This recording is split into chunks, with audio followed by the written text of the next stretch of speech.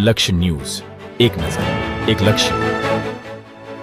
Kalol PSM hospital અને Swaminarayan medical college દ્વારા diabetes, blood pressure અને મેદસ્વીતા અંગે જનજાગૃતિ અભિયાન અંગેની શરૂઆત કરાઈ.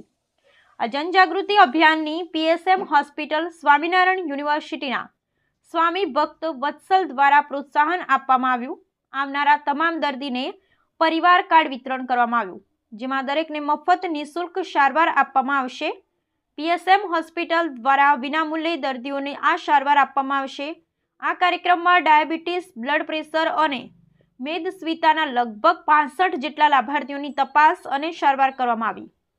લાભાર્થીઓને 4000 થી 5000 સુધીના લેબોરેટરી ટેસ્ટ નિષ્ણાત ડોક્ટરો દ્વારા સારવાર આપવામાં આવી.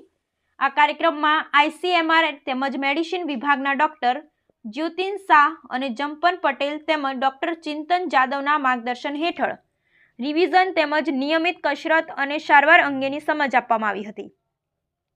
આ જનજાગૃતિ અભિયાનને સફળ બનાવવા કોમ્યુનિટી મેડિસિન વિભાગના અને હોસ્પિટલના સીઈઓ ડોક્ટર વિજયભાઈ પંડ્યા અને હોસ્પિટલના મહેશ રાજપુરા તેમજ આઈસીએમઆર પ્રોજેક્ટના ડોક્ટર આનંદ તેમજ ડેપ્યુટી સુપ્રેસિડેન્ટ ડોક્ટર નિધિબેન અને વર્ષાબેન શ્રીવાસ્તવની સાથે રિલેશનશિપના મેનેજર પ્રકાશભાઈ નાયક, મોહનભાઈ સગોડિયા દ્વારા સફળ બનાવ્યો હતો. બ્યુરો રિપોર્ટ સંજય નાયક, કલોલ.